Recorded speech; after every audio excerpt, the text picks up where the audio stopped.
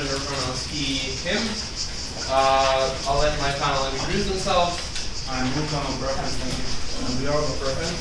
I'm Joe, no preference. The teams go down and tell me who's speaking first, and if you want to disclose any gender pronouns. Opening government, who's speaking first? You go first. You go first. I go. Yep. Opening opposition.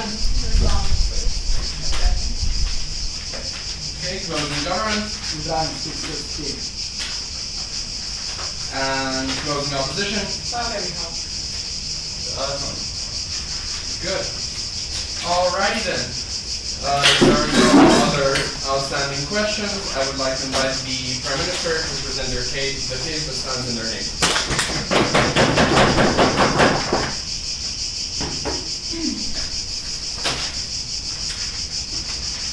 Right. Okay. So we see around the world that there's a problem. Different units, different police organizations, different countries act in brutality towards mostly specific parts of the population, the ones that they encounter on a day-to-day basis. We think that this happens because not every policeman is, we do not test every policeman in his opinion, whether he's racist or not, how does he accept authority, how does he react to it, and how does he react to a situation where every day he has his own authority to inflect in such a deep way, he has so much power over the population that he's a policeman in. So we realize that this is not a individual situation. We see that there's this phenomena occurs in different units, in specific units in every police institution. So we see this is an institutional environment thing. We know that this, what I said, this superiority that this policeman feels make him dehumanize the population that he encounters with. And if we do not restrain this phenomena specifically and put a lot of emphasis on understanding it, then this will occur over and over again. So what are we proposing? We're proposing that commanders will be responsible over those superior policemen's brutal behavior. Our mechanism is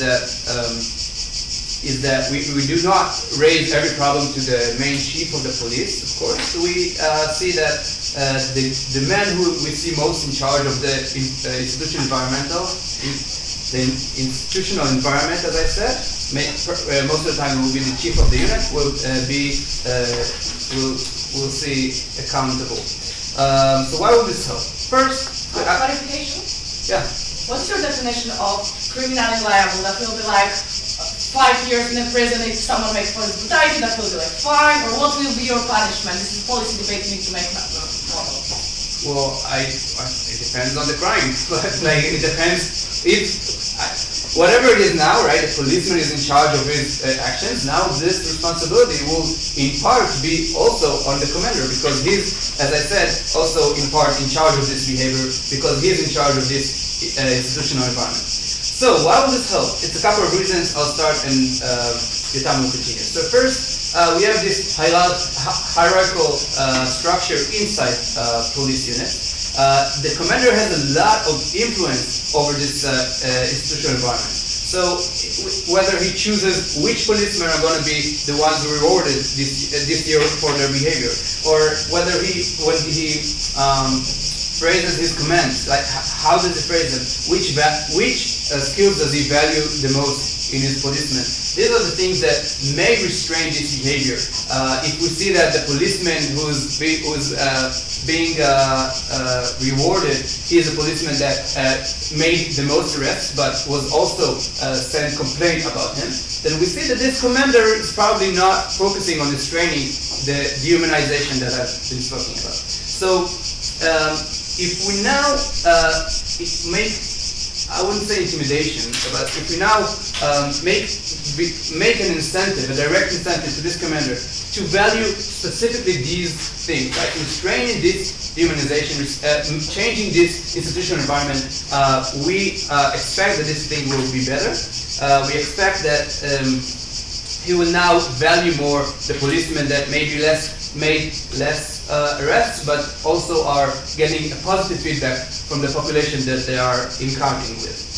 So we see that one, we give an incentive to the policemen. Two, not every case of brutality is being exposed, right? These are specific cases that by chance were exposed and were maybe filmed or a citizen were complaining about.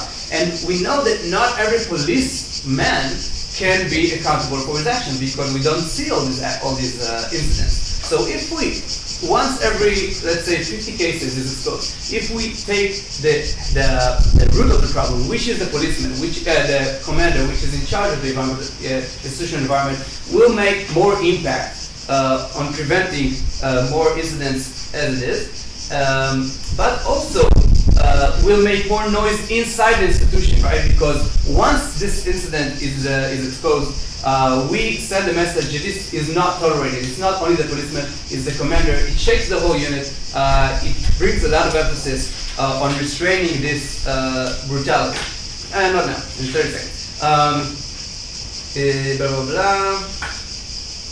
Okay, the last thing is I want to say is that this is also more just, right? Because if we see that commanders, if we see commanders as responsible for their institutional environment, we see that they're in power of restraining this behavior. If they are the one in power, then the policeman, I might say, is responsible for his actions, but also his commander nonetheless. He holds an effect on his inferiors' actions. First class. So what makes you think that the reason of the police brutality which a certain police does is because the head of those headquarters? Okay, great question. I thought I explained it earlier. We see that it's not individual policemen that act like this. We see that there's specific units that tend to use brutality. We see that units that are involved with specific minorities, right? Like in the US, it might be the policemen that are involved with Afro-Americans, and in Israel, we see that with Palestine, and other countries, in Turkey, it might be the Kurds. So we see that these are the units that are involved in this type of action on a day-to-day basis are the ones who have the more tendency to use brutality. And that is why the commander has an extreme responsibility to restrain this behavior. So we prevent more actions, we send the message that this will not be tolerated, and we are really touching the root of the problem, which is not a specific policeman that through also his fault, but also because he was in a specific unit, used brutality. We tend directly to the root of the problem, which is the commander that could have prevented it. At least at some point, at least to some extent, but isn't. So therefore,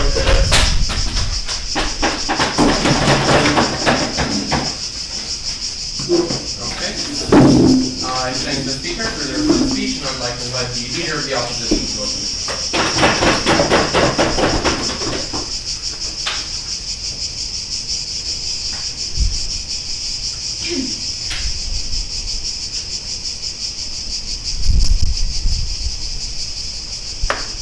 Two things in this speech. Firstly, we also think it's very important that police brutality hits the minorities most, but we believe a functioning police force is very, very important for the entire society, and that's why police force functioning less is more and more important, and I'll be explaining why it'll be functioning less. And secondly, we believe there will be a huge backlash by the majority that will escalate the narrative against minorities, so at the end of the day, they will have more stares to the minorities, more Snyder marks, and more insults in the public places.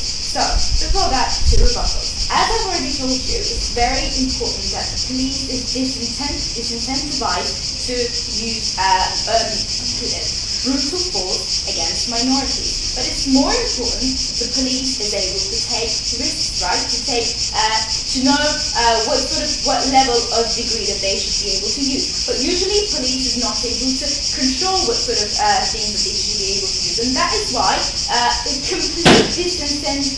complete process being disincentivized is not in and on itself is a good thing, and that is something that opening government has to explain. Secondly, we don't really understand how this is more just, because obviously, to be completely responsible for an action, for example, killing somebody, firstly, you have to use a tool to kill somebody. Secondly, you should want to kill somebody. You should have an intention so that you can be held responsible.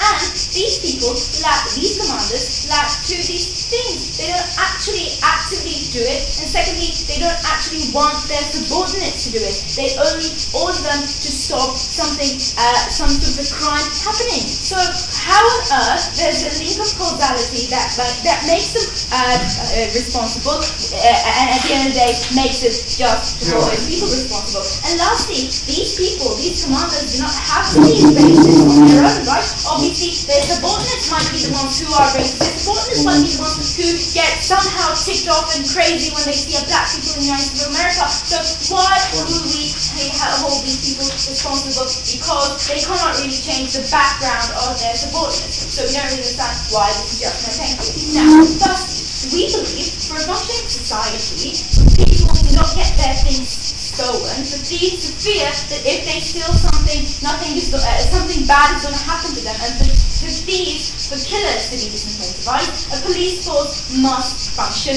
better.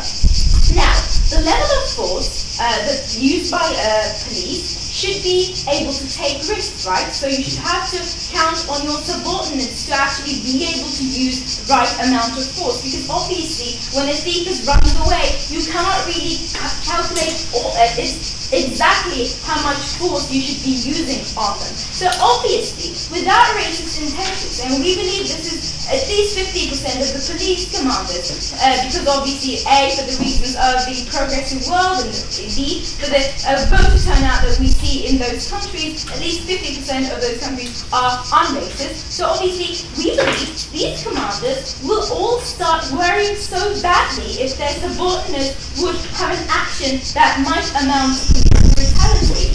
Catching a thief, catching a murderer, on time, B, effectively, so that the rights of the people, the rights of property, the rights of life are protected is very, very important. But more importantly, you have to do it in an instant, right? You're not really sure how much force you should be using, or more importantly, your subordinates should be using. So, obviously, in their case, these commanders will be really, really scared because they might have to face prison, that they will be they will be taking extra caution to make their subordinates drive away from using any force. So obviously, they will tell them to use so little force so that nothing happens. They will tell them, okay, let him go, we'll find him later. We'll go through the cameras, so don't run after him, don't shoot him, because obviously this might make him criminally responsible as well. So we believe the amount of force the police will be using will be decreased immensely, and that is going to affect the way police force is functioning, because obviously they will try to use other mechanisms like CCTV cameras and all these surveillance mechanisms, and that is worse, because obviously they will not be able to stop the thief right on time. They will not be able to catch. They will have to catch less and less people every day. And we believe that opening government takes away the possibility of the rights of property, the rights of life of every individual in society to be protected enough, and this is very, very important. It's actually the most important thing in this debate. Why? Firstly, if the police force functions less, there are no other forces to protect the rights of these people, right? And secondly, these are fundamental rights, and it's important that people are aware, people are disincentivized to violate these sort of rights. If there's no functioning police force, we believe these rights will be in more and more danger, not just for the minorities, but the entire society, and that's why it's very important. Go. You see, police brutality is much more subtle than killing and catching a thief. Police brutality is harassing neighborhoods every day, rushing into it, harassing people on the corner just because they're black. That's not killing one side. But police brutality has a lot to do with the use of force, and it's actually the fact that you use force more than required. And we see police brutality includes many, many cases of killing those minorities rather than just, shooting them in the arm. So it's not the minority of the cases. So I don't understand that why. Now, secondly, we believe there's going to be a backlash by the majority that will escalate the narrative against those minorities. Because in small neighborhoods, and not necessarily, because usually majority of the police force look alike the majority, so we believe this actually makes people pay respect to the police force. A, because they feel safe and because their rights are protected by them. B, we believe the state is actually glorifying the police force through ads, through media, it's also the army, along with the police force. That's why we believe societies pay respect and love to these police forces. Right now, they are put through a very vulnerable situation, right? Because there are now arrested commanders who probably save their kids from something happening to their kids. We believe they are resentful commanders and they make insidious, racist remarks on TV, and people will have to watch these things. And it will be because of the minority in the eyes of the majority. On our side of the house, the minorities are innocent, vulnerable. They are the ones who are exposed to police brutality. On their side of the house, police now has something to show as a vulnerable point, right? On our side of the house, there's no absolute explanation for police to be vulnerable. But on their side of the house, minorities are the ones who are harming them. So more said, more racist remarks. Thanks. I thank the speaker for their speech and invite the Deputy Prime Minister to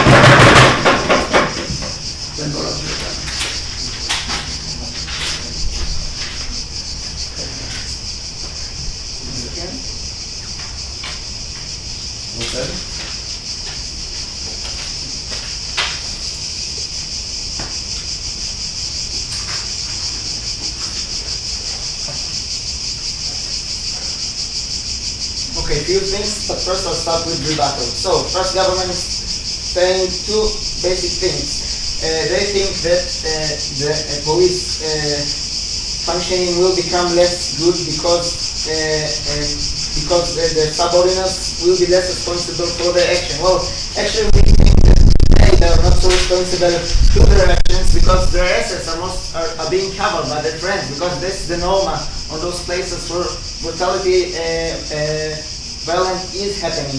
We think that the greater motivation to be responsible for your act is when you put your career on the stakes, and you put your career when everything that you are doing is on the responsible of the person above you. When the person above you, when your commander career and he can put on jail or put on trial, then he understands that everything that you do might risk his career, and your career is risked because of that. You can be fired because you put your commander career. I think that this is a better motive than assume that police stop cover the assets for one another when this is their motivation, because well, they're friends. Second, they say that commanders will be scared and extra caution, and this will limit the police. Well, we're thinking the opposite. We want commanders to be scared and extra caution.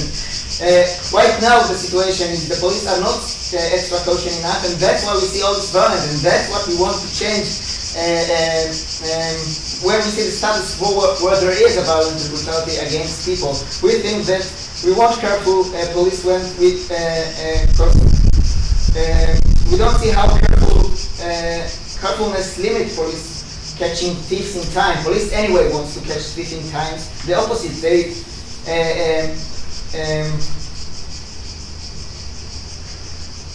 if they want to be careful and scared, they will just rush to send their subordinates who they don't care about to catch the thieves, and whoever, if they catch them or not. And the thieves will probably won't be catched, or if he will be catched with violence, and people will die, thieves will die. Because the commanders don't care how this operation was made, if it was made good, with good quality or not quality. Okay, so to my points, I have 3 points. First point, we're talking about moral things. The commanders are responsible for those cases, and they need to take responsibility for it. Second point, the motivation of subordinate officers will be better in this case. And third point, it will lead to better practice and better choosing the people to the police, because now they'll be more cautious to choose responsible people. Okay, so first point. Look, we're talking about mostly about situation that might escalate quickly. We're talking about gun, we're talking about pressure, we're talking about confrontation with populations, and in these cases, you can't really judge police. This is his first time in the field. You can't judge him for the things he's done. Acting in those scenes is a matter of experience, and the experience is the responsibility of the commanders. Commanders need to gradually put their police subordinates into a smaller situation in the beginning and bigger afterwards.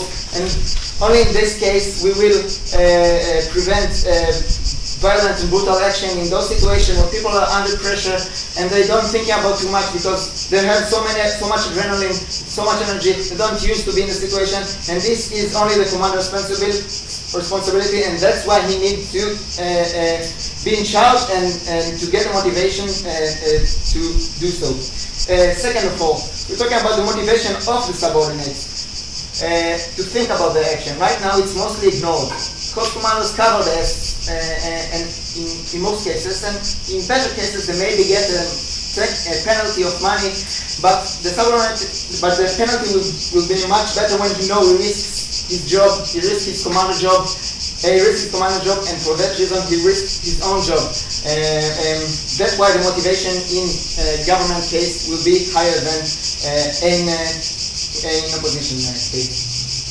Third point I want to touch, better practice and better choosing people to the police. Instead of choosing family members, friends, people who find to be with in the police station, the first priority of the commanders will be to choose to police only the most moral people, the most responsible people, the people that can handle those situations better, because they want less violent situation, because the career will be less in danger, there will be less chances to be in risk because violence brutal, and this will create a less violent society, less violent streets, and less violent police, which means less damaged people, more loyal. The people will look at the police as more loyal people, because we will now see a more moral police, more responsible police, a more better police who are standing on those positions. I'll take you right now. No, be right. Okay, so let me. Okay, so let's agree that we are all talking about situation of brutal violence that are mainly happening in the situation that the first member of the government has talked about, which is in the situation where this is the environment.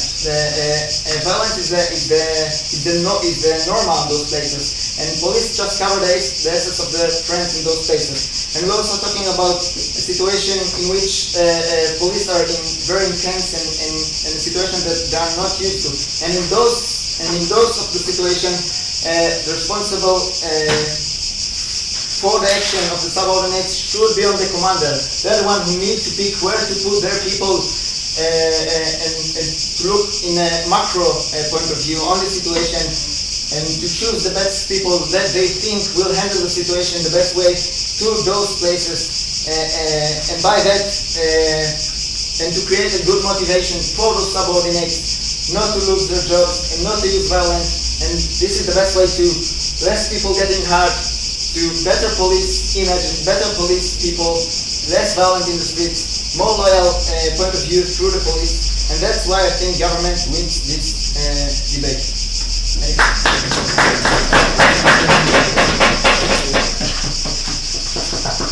I thank the Deputy Prime Minister for their speech and invite the Deputy Leader of the Opposition.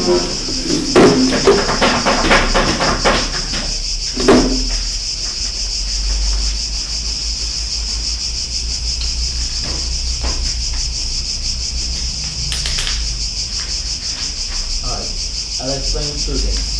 Firstly, I'll explain how the situation will change in their strongest case, where the places where minorities live and being constantly harassed by police force. And secondly, I'll explain why those police chefs has no responsibility even if they have some responsibility, it's not enough for punishing them for this crime. This punishment is unjust. For that, two rebuttals. First, they say that the commanders don't care using that police force, and that is the reason that those things are happening. We don't agree with them. We think they care. First reason, we think everyone cares that if someone dies or if someone gets hurt because of my actions. But if those police chefs are evil persons, and even if they don't think about it, we think that their promotion or their getting more money or they get suspended because of their actions, even if they don't get punished by the jail in our status quo. So that's why I think that being a brutal police is actually a dangerous thing at this moment too. Secondly, I think that they say people will choose better policies, they will choose policies more meritocratically, but we think that this is irrelevant to the case, because in the most of the world, we think that policies are already being chosen by those criteria. There are some parts of the world that the people can just take their children, take their friends to with them, but we think we even don't solve the problem in there, because if a policeman wants to bring his children to police office and make him a police officer, we think there are some positions that you can't, you don't go out and engage with the crime in also being a police. He can just make him stay at the office, and we think this is also continuing to happen. So, firstly, we think that even in the minority groups, this will cause very, very much problems. We think that not just stopping the thievery, but also police forces is important for those suburbs, for those people who live in suburbs of those minorities. Why? Because let's look at the characteristics of those places. We think there are the places where there is extreme crime rates. There are the places where there are street gangs. There are the places where there's lots of drug dealing is happening. We think that police is not use police brutality just because they can, but they have to use police brutality in most of the time, because they don't let police enter to those areas. There is most of the cases engagement, and mostly armed engagement in those places. After they enter, we accept that the police do very bad things, and we think that it is very we have to aim to prevent it. But we are saying that if we do this, the thing is going to be happen is the police will leave those areas to those city gangs, to those like mafia-like people. And we think that if this is going to happen, the life is going to be more miserable. The life is going to be worse for those people, those minority people who is living there. Because firstly, police has the incentive to not doing so much bad things to those people, because maybe not police officers, police commanders is accountable for those crimes, but the policeman is accountable for their crimes. That's why we think that policeman is trying to not committing crime against those people, but the city gangs don't have that incentive. So when they are wanting something, they can threat those people, they can blackmail those people, and that's why we think that leaving those areas is dangerous. Secondly, we think that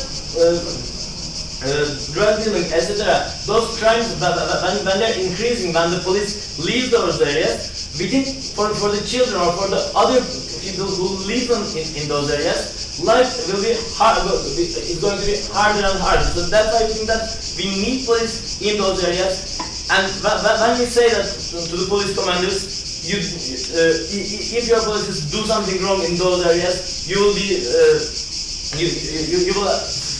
face some problems, like going in the jail, probably the first reaction that those police chefs are going to do is just leaving those areas all by themselves. Your entire case is based upon policemen just not doing the job because they're afraid of punishment. But it is obviously not true because right now policemen are responsible, not the commanders, but the policemen are responsible for their actions, and they are doing the job. They are using brutality, right? So this still happens even though they are under the threat of punishment. No, we think that if the police commander doesn't order them to get in those areas, get in those suburban areas, we think policemen cannot say just all by themselves, no, I'm going to stop those crimes because I can. We think that they need orders, and we think if they don't get orders, those places will be empty. Secondly, we think that this punishment is unjust. Why? First, we think that if you didn't personally commit that crime, the punishment of those crimes cannot be taken by you. Why? Two reasons. Firstly, we think that causing a crime, or not causing, but being able to prevent a crime but not preventing it is not a crime. But when you see someone drowning and when you're not helping him, it's not making someone drown.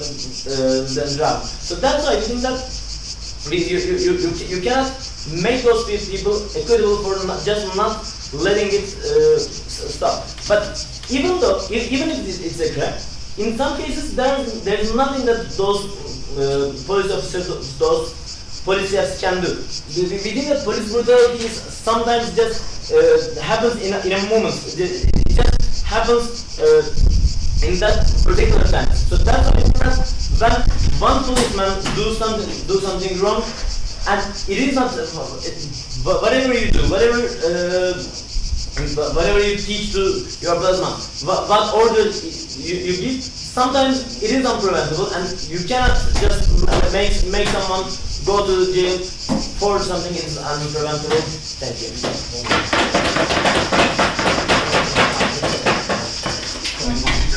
Speech, and I'd like to invite the member of government to open the bottom half of the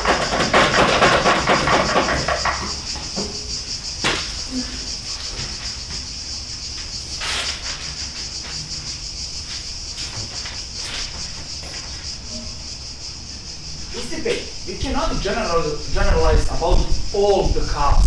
Or it's sure that the majority of cops doing the good job. They are provide us security and so on and so on. But the problem with the cops is that they are only legitimate people who can violate other people in the society. So for every act of unjustified brutality, I will explain utilitarians and principles why they should be prosecuted and why the commanders are justified to be blamed. First, I will explain you on the structural reasons why police in really big number of cases in poor areas make unjustified violence. First, they fear because their areas so risky, poor, you have so much violence and crime. Because of that, there is more risk to lose life than in the better neighbors. So when it is more risk to lose life, you act irrationally because you are fear to lose life. You are fear to be wounded and so on and so on. When you act emotionally, you do not act irrationally. And because you have power, you want to protect yourself. And because of that, you can have unjustified violence because of other people. Second reason, because we have structural races and classes in this area, because on all levels of society, we think that minorities is more probably to be criminals, for poor people that is more probably to steal things, and so on, to be junkies, and so on and so on. So because of that, and because of your fear, when you look violence all the time, you constrict people on dehumanized line and categorize them as the people who threaten your life. And when you constrict them generally by one group, you have prejudice about them, and because of that, you think that is often justified to make violence even if that is unnecessary. Second, structurally reasons. Okay, this is about police officers, but now this is three structural reasons why commanders of these units are responsible for that. First, They, in the past, were in the shoes of police officers. They do it the exact same thing, so they really know the difference in justified and unjustified violence because they have so rich experience, because you cannot make police commanders in 20 years, but in the 15th after 20 years of serving in these communities. Second reason, even if you didn't know in the first place that police officers can make crime.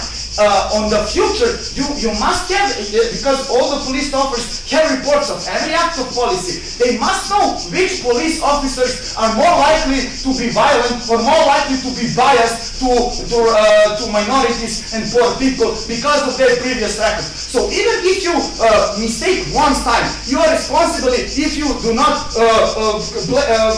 punish that police officers for acting violently in the future, because you know that he mistake and that it's more probable to mistake again. So because of these reasons, you are really justified to blame police commanders if these police officers continue to make violence, and I explain why these police officers inherently make violence in the poor areas where they are minorities all the time, and they will make violence all the time. Now about less brutality. OG gave us really big impact how it can be changeable. But we will tell structural reasons and mechanisms that prove their stories. First, our case is not just a case of successful mission of police but when their violence is unnecessary because they successful in the mission. Our case is about violence where all the police know that were mistaken, and why they do not record and report their violence for police commanders. First, because if you are police commanders and someone of your police officers make mistake, you will be put on the lower position. You will be judged as a bad police commander, and because of that, you do not want, even if you know that was a mistake, you don't want to report that mistake. Second, in general time, these people are best friends. They sharing the majority of their time on the board. They sharing their life. They are fighting with each other. So you have empathy for your colleagues. For your colleagues, and because of that you will not report it. Secondly, because structurally racist, you are also more probable to think that for these minorities and poor people it's justified to have violence because you have prejudice about them that is more likely to do harm, that is potentially all of them can be drug dealers or stealers. And because of that structural racism, it is more likely to do not report that crime because you think that it is justified for that. And also because of that structural racism, you more appreciate life of your colleagues and their careers than life of some black people because you don't care about them because you are big racist and you have prejudice about them. So, how they will influence police? What is good? First, police officers will hear them because they see as authority. They see as their friends. So when your police command officers tell you to be more reasonable when you deciding to make violence, you will hear them. Also, because of rich experience, like I said, they know how to detail every police officer, how to behave in every circumstances because they prove it, they go through it in their past. Now I will talk because that. Your case is unresponsive and uncomprehensive. We already explained that even if some police will decrease and the police crimes is going to Okay. Please sit down. I can sit here. You will not be rude. First, I will principally explain why victims should have rights to seek justice. First, like I said, police is the only legitimate power who can make violence. So if I, a citizen, I give my all rights to secure myself to police who must protect me. Also, when I lose someone in some violence and I lose my dearest, I want to seek justice. Without that justice, I feel without honor, without pride, I feel like a second-class citizen and I hate states. I perceive police not as bad police officers, but because of that structural racism, I perceive all the police that is blamed for that. And when the police commanders are punished for them, I see more justice to come for me. So if there is no utilitarian power for that victims which is suffocate the most and harass the most, they should seek justice. And also, if you make this policy, there will be more cooperation in the courts. That is comparatively better work for police when people in that communities cooperate with you and not look to you as an enemy, and there will be less violence in that neighborhood.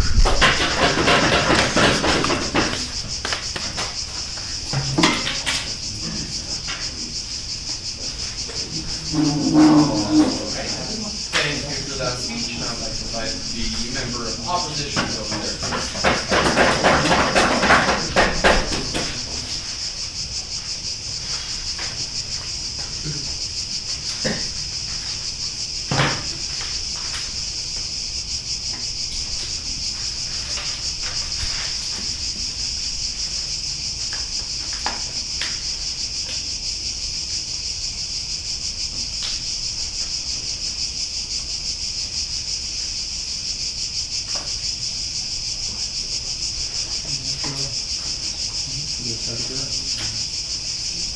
I think government forgot to fulfill their burden in this debate. Because all of the things which closing government proposed is already status quo. If you're facing like brutality from your worker, if you are a commander, you probably have like a less liability on your police station. You probably lose something. Also the narrative about the police, it's already existing that police is brutal. So all of this existing in status quo. What you add to this, you make criminally liable, like OG said, you can go to jail, you can have a trial. That's your burden. If you fail with your mechanism in terms of decreasing that kind of behavior, you put innocent people who didn't participate in this brutality, who are just in the order, who are not in the place, who couldn't control the motives of these people, who couldn't be there all the time because it's impossible, and you take away their freedom, you gave them risk to lose job in everything. Which means that you potentially decrease the number of police commanders, of the people who are the good guys, who know how to be the police. But I want to say that a lot of cases which happen in the free tables depends on the context or depends on the effectiveness. I will give you a universal case, by principle, what happens when you live under the pressure, when you feel fear, which appeal to every police commander, and this is quantified, this debate. First of all, how that will be looks like. Every potential sign that someone can be brutal or something, you will feel like potential danger. Every worker will look like potential criminal for you. Because fear of losing your job, fear of going to the prison without the action which you commit, it's extreme. Which means that every action which you do in your work, every relation with your worker based on this fear. Which means that you are less trustful to these people, but you are not influenced their motives. Like Oli said, if you hate minorities and if you want to express your anger, you can also be triggered in one point. You don't change the trigger incentive, you don't change the incentive of this brutal policeman by punishing additional person. Even if you said, oh, but we are colleagues, we have a friendship, they are already colleagues, they know that they will be responsible in terms of like the view on them, or they can like lose their stage, or like they also feel harm to this. I don't know how that's changed or increasing on your side of the house. I think the perception and relations and how these police commanders will be focused so much on this potential brutality, there will be less productivity on other things. Because other crimes and other effects like what's happened didn't influence yourself personally. In that case, they will be mainly focused on this and less looking for other crimes or other things, because this is how humans function. This is something which can personally hurt you, which can take away everything from you if some people do this. You couldn't have a 100% trust to the people, and you also couldn't have full information when you hire people. Why this is the case? Something can change after 1 year. You don't know what kind of trauma policemen facing. Maybe they were fighting with the gun and maybe they have some PTSD. You don't know this information. People are good in hiding information. If you don't have the full picture, and if you don't have like the full ability to intervene, you are not the guy who's sitting in every policeman in their arm. How you can be criminally liable to go to the prison with these people if your actions were good, if you actually support minorities, if you actually make a very good job, if you actually gave a lot of productivity to the society? I think it's outrageous. You think that changing the perception will be exist in every police station, not only in poor areas, not only in other situations, especially when government badge pointed out that this police brutality is such a huge risk and it's a big deal. I think that living with that pressure on your side makes you like a less good commander and make worse cooperation between the cops. With every time when you heard that someone say racist joke, you will be going and surveillance this person, even if they're not making like brutal actions. And we don't think that will be effective to the extent which government propose or present in their mechanism in this debate. This is crucial here, because if you fail with this mechanism, the harm is huge. Okay, open it now. Okay, OG showed that a commander has a lot of methods to change his behavior, to restrain this behavior. If he has the incentive to do so, he can value specific skills. Thank you. Okay. Incentive already exists. Surveillance already exists. In a status quo, you already know that people perceive police as a bad guy. But the change here is you can be personally liable. Your life can be destroyed. That can be taken from you if someone makes that kind of thing. And as long as government didn't prove us that they will decrease the brutality, the risk is too huge to make. I think that it's principally unjustified to try to solve this problem that way. I think we have a lot of different alternatives to try to do this. First of all, if you are not the police guard, but you are the threat for other people, we should immediately fire these people and didn't give them any chance. If you see the potential brutal behavior, you shouldn't hire this policeman and you should take them down from the police station. Not the commanders, not the people who are in charge, but the people who making bad kind of things. Even if we decrease the number of policemen, I don't think that we want to have that kind of policemen in our society. I think it's more fair and give you like a better function police and a better perception if you finally like punish the people who made the wrong action, not the people who couldn't fully influence that kind of things. So what's closing opposition give you in this debate? It's the first thing in this debate which appeals no matter if they decrease the brutality of the police or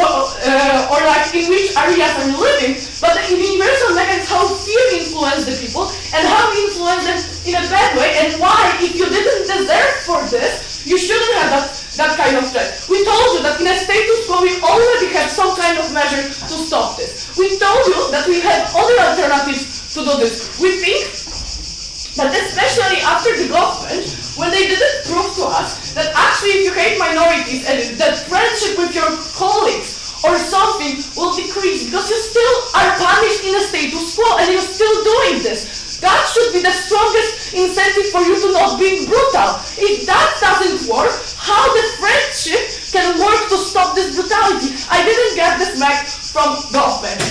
Look, fear and relation, the perception of every your colleague as a criminal and potential threat make police less effective, less cooperate together, and focusing on this specific aspect because you don't want to lose that much. And as long as God didn't prove effectiveness, vote 0.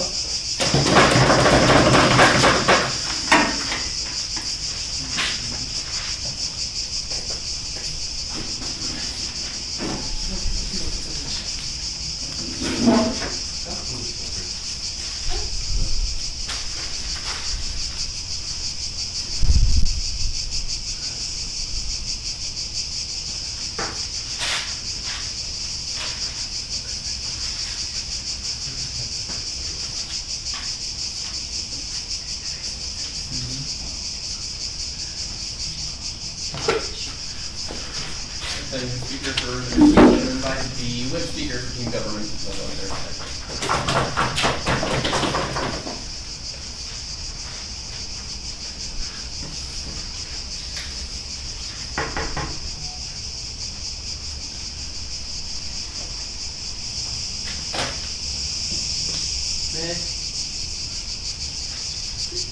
There is a great HBO series named The Wire. That series is basically this motion. It shows city of Baltimore with a lot of gangs, lot of police brutality, and lot of problems with commanders, which are mainly white race, and so on and so on. It shows how it works when you're a commander. What are your responsibilities? What are your incentives? That's basically true in real world also. That's the problem with opposition bench. They didn't watch that series. Doesn't matter. You see, just a brief rebuttal on the whole government opposition bench. First thing that they're saying, like, catching thieves and criminals need effectiveness. This is lowering the effectiveness, and so on and so on. Especially in second speech of opening opposition, when he says we won't catch gangs and mafia and all those things.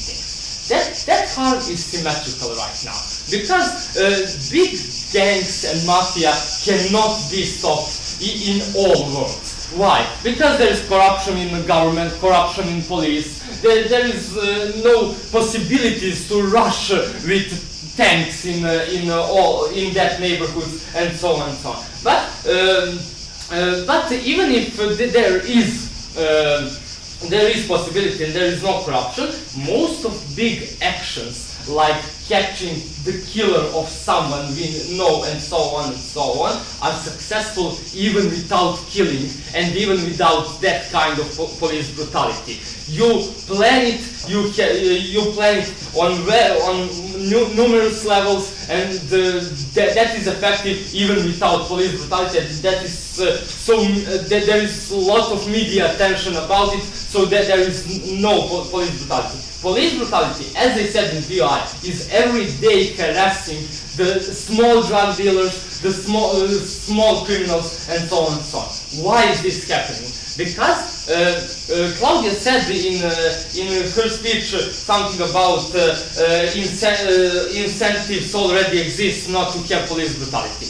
That's not true. Incentive right now is to have more arrests, because if you have more arrests, you are having higher ranks. That is the point with commanders. Maybe if there is some good commanders that want to get to the core of criminals, they see after, I don't know, 15 days in a month that they won't fulfill the quota of arrests for that month. And then it starts with the brutality, because it's the easiest way to give your policemen free hands to do whatever they want, just to have arrest of that small drug dealers, of that small criminals. That's the problem. That is changing.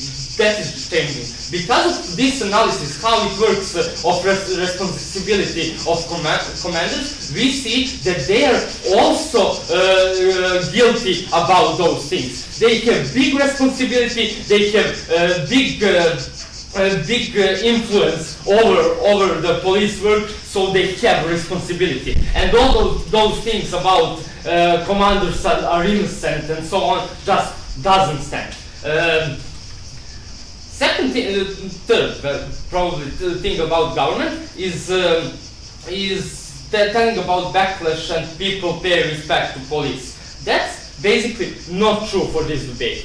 People pay respect to police in some good cities, in some good neighborhoods where the police are doing their job. And that's the point. We are not talking about it. There won't be criminal liability, and that's not in this debate. We are talking about neighborhoods where are the minorities. That is the delta in this debate. They're saying about fundamental rights to be protected, and so on and so on. Let's see. Even if that's true, we see that the rights of those people who are harassed every day are more important, because they are feeling much pain from that police than the pain of not doing some things once in a year is for white privileged people in other parts of the city. On that clash about rights, we see why R is more important. But let's go what we brought to you and why that is most important. We brought to you structural reasons why this could be changed and why this will be changed. Because commanders have influence, have power, and they can change with this allocation of resources that I talked about, and like half of speech of my partner, which Claudia totally neglected. What are the impacts of this?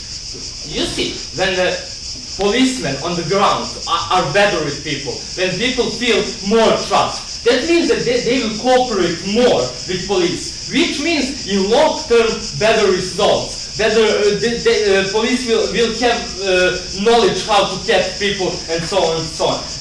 We can get trade-off on short term that there will be less arrests and so on. Some thieves will walk away freely, but on the long term we'll have more trust in police and less violence in whole neighborhoods.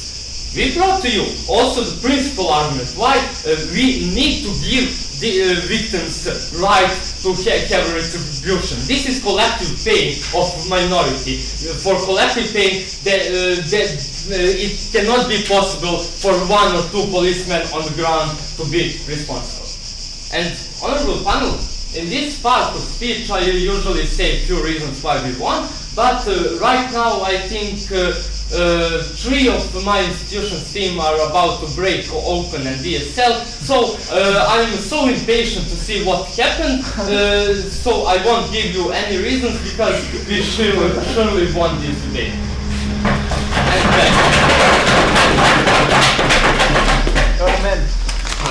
I thank the speaker for their speech and invite the final speaker for the opposition. The opposition.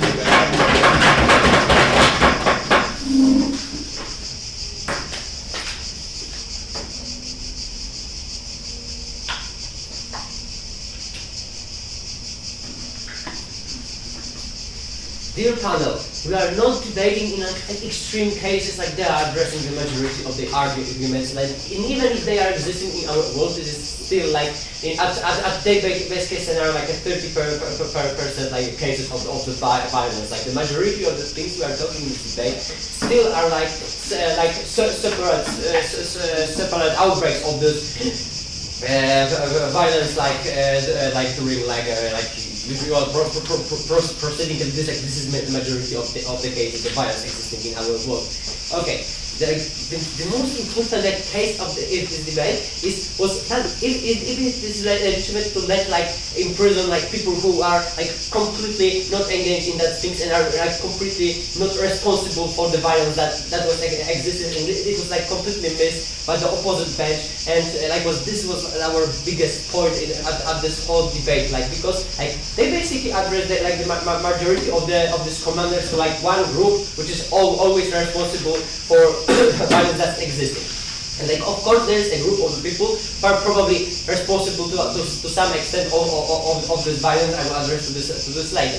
But there is still a group of people, we can say how big is actually this group, who are in their world, even if they have a huge incentive, and even if they will be afraid of this prison, they will fight and engage in favor to eliminate the whole the whole brutality. Still these people will then go to jail, because this is how this mechanism still is working, and we already proved that there is a large number of the cases in which these commanders will not have any possibility to engage and to limit them, because they will be connected with several outbreaks of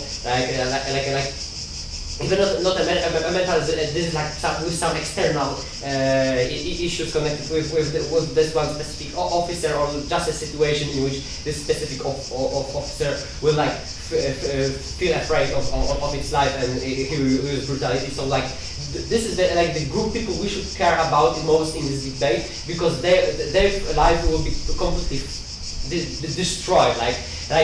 Because we didn't really say if they are will have 30% of the whole punishment, or 50% or whatever. So the worst case scenario, they will probably go to a prison for 15 years, 10 or whatever. So like this means that they will be really harmed by this specific policy by taking from their future, because they will not be able to find no longer work in this specific field when they find out in the first place they work, and also like they will have this bad reputation, and they will simply have like problems with their family, etc. Okay. And then this part of this group was completely missed by the bench. And what they are saying is like this one mechanism that like there is some kind of a friendship. Usually there is some kind of a friendship between like the leader and the commander of this police force and like subordinates. Okay, so in majority of cases like this thing does not exist. Like let's think about the possible relation between subordinates and the commander in the majority of cases. If this is the person who is subverting me all the time, this is the person who is able to punish, who is actually punishing you if you're doing something wrong. If this is a person who needs to like to vision what they are doing, you probably like feel like quite like not really warm feelings for this specific person, and this is even changes in their world, because like now like this commanders will be really freaked out about this specific thing, so they will like really visualize people a lot, and they will like check all the time basically what they are doing. They will ask them about their personal like ideologies, etc. if they are not racist, and they will be like really cautious about that, as we already explained. So there is a huge like risk that like this situation will really like change the most. So like this subordinates will not really like have this like warm feeling that okay, so I will not beat someone because like my commander will then go to prison. Like so basically this like doesn't work, especially if it is still like on like the will of this specific person not to go to the prison, because like this person will also be punished. So if that specific person like doesn't fear like of going to jail, like this is not very likely that this person will be also afraid of this specific commander of going to jail. Okay, I will take offense. Fear from breaking the law and being tried for it, what keeps the order in the world and decrease violence and disorder in the history of every country in the world. Why in this case it won't promote a more responsible and order police system and command? Because of the whole reason connected with the mechanism, how it will apply to the police force, and how it will create anonymity, etc. inside of police, as well in extension proof. Okay, and like keep in mind like there are still like a huge amount of the mechanism in status quo that are appealing to this specific group, like like in really extreme cases, if there is like a commander which literally like lets they subordinates to beat like minorities, if there is really that case and he lets them do that, like in our world, this person like still will go to jail like for creating the whole stuff, if there will be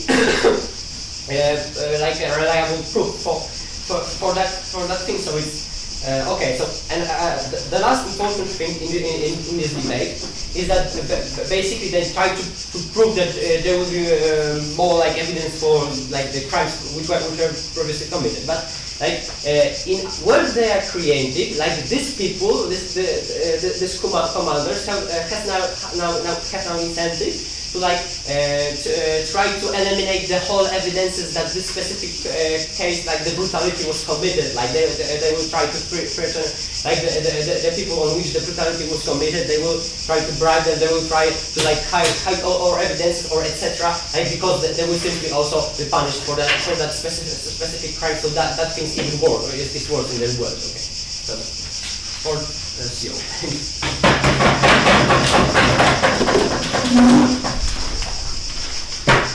Alright, I thank all the speakers for this time debate. It is a closed round, so take all your stuff and leave the room. If anyone wants to meet back tomorrow, feel free to approach us.